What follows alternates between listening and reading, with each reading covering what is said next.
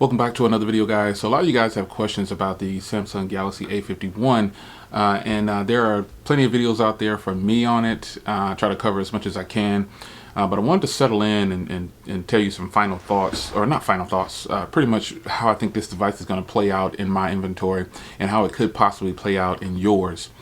So the design of the device is plastic, and the front screen is glass.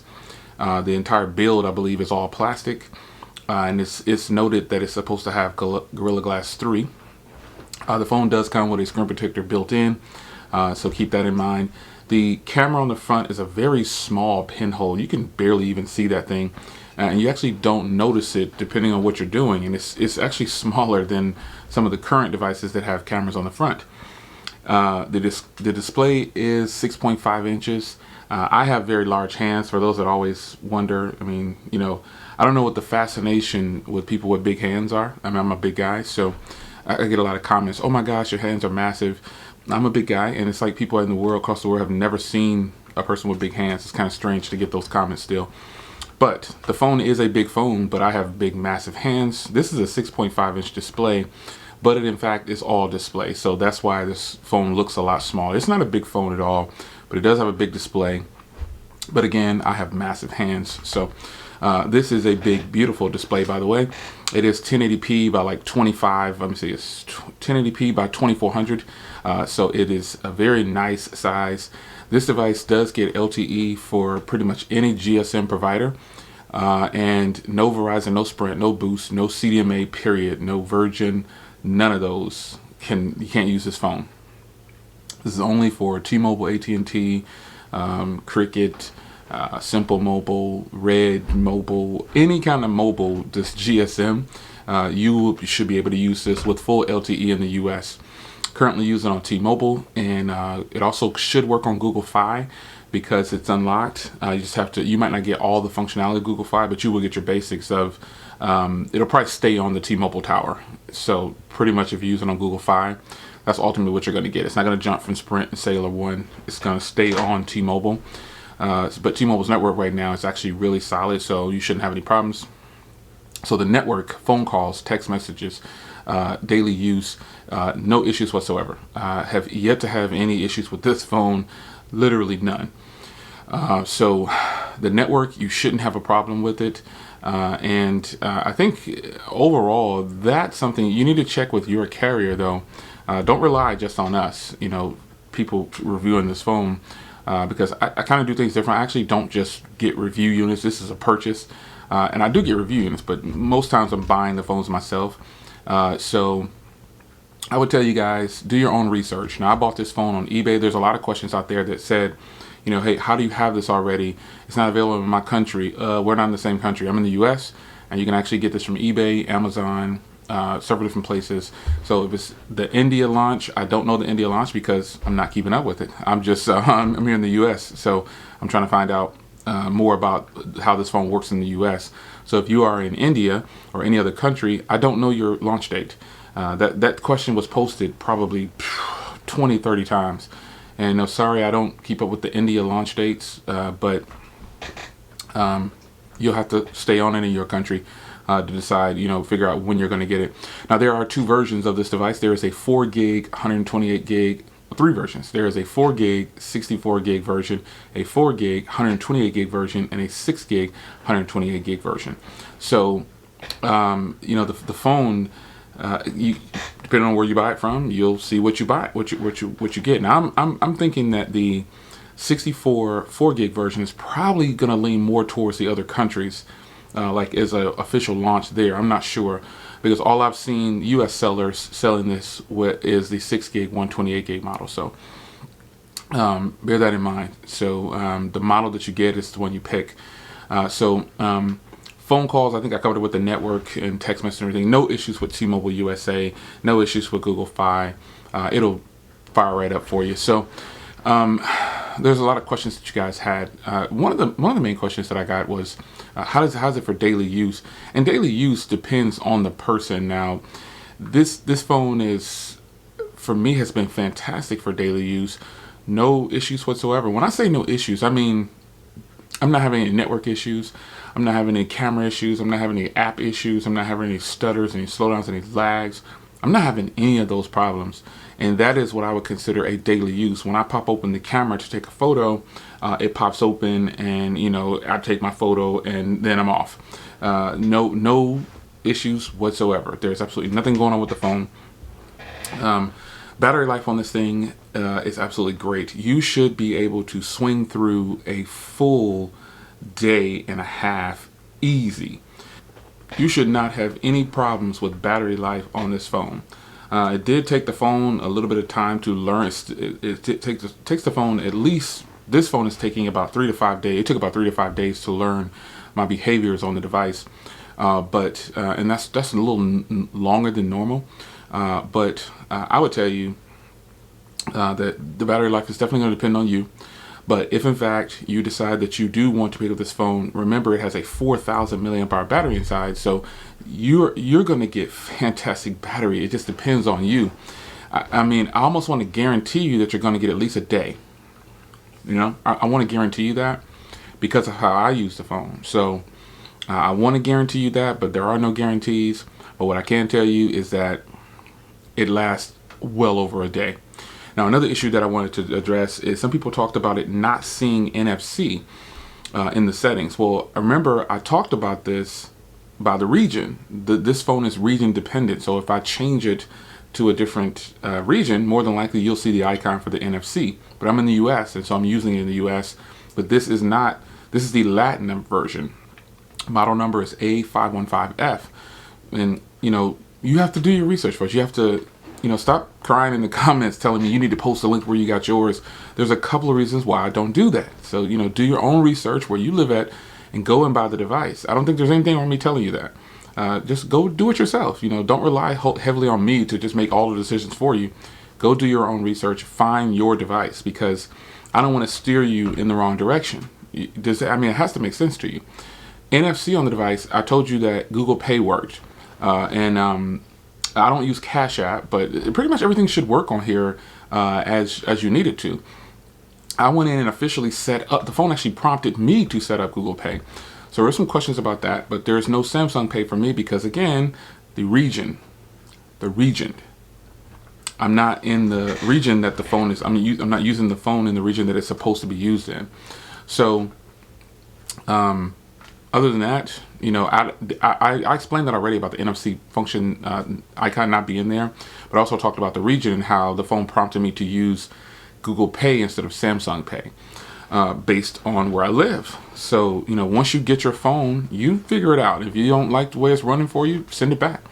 But I don't claim to be a phone expert, but I do review phones, and I have a lot of phones too that I purchase. So one dislike that I don't like about the phone is the slipperiness of the back and the fingerprints. But this back is so beautiful, it's hard to even cover it up. I bought a case. You've seen the case. But just using it like this is just fantastic. And I don't think your person is going to be have a problem with this phone as far as using it. It's a narrow phone. I think it's 20 by 9 pretty much, and it is just a perfect feeling phone in the hand. Now, the Note 10 Lite and the A71, the S11, I've actually already got some information on the S11, and folks, you're pretty much looking at what the S11 is going to look like. The back camera is going to have this squared off design too, so, you know, bear that in mind. But ultimately, this is what it's going to look like. So a plus for us is that screen protectors, some cases, might possibly work. Don't know yet, but I got some Galaxy S11 stuff coming, so stay tuned for that. But as of right now, I think this is pretty much what the Galaxy S11 is going to look like. I really want to get my hands on the Note 10 Lite. And you might say, well, Jay, why would you want to spend all that extra money on that? Well, this design is actually better than the Galaxy Note 10 devices currently, because it has all these rounded corners and it feels good in the hand. I could imagine this now. The current Galaxy Note 10 has a 6.3 inch display. The Galaxy Note 10 Lite has a 6.7 inch display. The Galaxy Note 10 Plus has a 6.8 inch display. So the A line of devices pretty much has been compiled to make the Samsung Galaxy Note 10 Lite. And folks, it's beautiful. Especially that red color. Oh, it's so beautiful. So I'm really hoping I can get my hands on that, because it will be here. I'm willing to spend about $7 or less, or just maybe a hair over $7 for that. Hopefully they price it right, and I will jump on it. I really want that device because I like this device so much. But I don't have very many dislikes about it. Some people had questions about the camera. The camera, when I did that video, front and rear testing, if you notice, it was reversed because I didn't have, I put the camera a certain way, the phone a certain way, and it flipped everything, and then I flipped it. It was kind of strange, but nonetheless, the footage from here is absolutely stunning. I too feel like in that particular setting, the front camera was better than the rear camera. That doesn't mean that the rear camera is not as good as the front, but in that situation, remember the A70 had boss front cameras, and I just watched how it just destroyed the OnePlus 7T, in my opinion, and it's half the price, literally $300, $600. You know, this is a really solid deal. Now the processor inside, a lot of you guys had questions about the processor. Oh my gosh, it's garbage. It's an Exynos processor. They should go with a Qualcomm. What are you guys looking for? Like, what is it that you're looking for when you buy a phone? Why are you so concerned with what processor is inside? I blame this on the tech community forcing you to believe that you have to have this or that. Because at one point, we didn't care what the processors did. We didn't care the number of the processor. We just cared about if it was going to work or not, right? So if we can get back to that mindset and using our phones for what we actually need them for, and not worrying about what other people tell us what we need, you're going to go very far, and you won't upgrade as much as you think you will. To me, this is like the ultimate consumer's device. Just the way I felt about the A70, this is even better because this is a nicer size. Just by a hair. It looks better than the A70 overall. I really like it, like the camera setup on the front and rear, just the way the phone is put together. It's absolutely beautiful. So I have to make these types of videos for you guys just to have a discussion with you, to let you know this is daily use. I think that this is a great phone for any user, not just the average consumer. I did a gaming video. You guys asked for that. I didn't play the games you wanted, but I played the games that interest me. And I feel like this 9611 processor inside is more than enough, especially for daily tasks. There was a person out there that commented, let me see if I can find his comment. He said something along the lines of, we need more about daily use. Let me see if I can find his comment. He wanted to know about daily use. And I've been talking about daily use. Because with him, yeah, daily use is important. I want to know about daily use too. I gotta say that just overall daily use, folks, is absolutely fantastic, man. It's fantastic. There's nothing wrong with the daily use of this device. You really can't go wrong with this phone for daily use. Now, and daily use depends on what you're like. When a person asks that, I'm like, what are they talking about? Do they mean just phone calls? Do they mean text messages? Just the regular things you do? Because for the most part, I'm not really on my phone as much as the average person. I just get more notifications more than the average person, because I have tons of emails, thousands of emails coming in, hundreds of social media notifications every couple of hours. So that's what makes me different. But when I do fire this up, it's there for me. That's why I talked about the battery early on, because it's just great. Like it's so good to know that it's so thin, but it has a 4,000 milliamp hour battery inside. And that's one thing about the U.S. market. And I said it before, not so much to rag on the U.S. market, but I believe it to be true. Like, there's a reason why Samsung won't release the A series in the U.S. and they bring the S series over here, because we're foolish enough, and I'll say we're foolish enough to pay these high prices for these devices when this clearly is what they're doing to us. Like, on the one hand, Samsung, got much love for you. On another hand, you're playing us, because these phones right here should be in the consumer's hands in the United States, across just the whole world, not just certain regions. And I'm ready for that. I'm ready for them to get busy, man. Give us what we need. Give us phones like this on carriers. I'm okay with going back to subsidized plans. Like where you paid, you didn't pay for the phone in full. You just paid a little bit, and the carrier ate the bill for the phone, but they got smart and they said, we're going to play the customer. We tired of getting played, taking a loss. So if we are going to do that to us, folks, if the carriers are going to do that to us and the OEMs are going to do that to us, give us phones like this. We deserve it. You deserve it. You deserve to have a quality phone like this and not at the same phone with a different processor inside, pretty much, and labeling a different name and then charging 4 times the cost. I mean, I don't know. If you don't like it, I'm sorry, I don't know what to tell you, but that's what's happening. We are all getting played, which is why I started to import phones like Xiaomi, Huawei, all these different phones, just getting phones that weren't allowed, weren't officially sold on carriers here, and I'm glad that I did.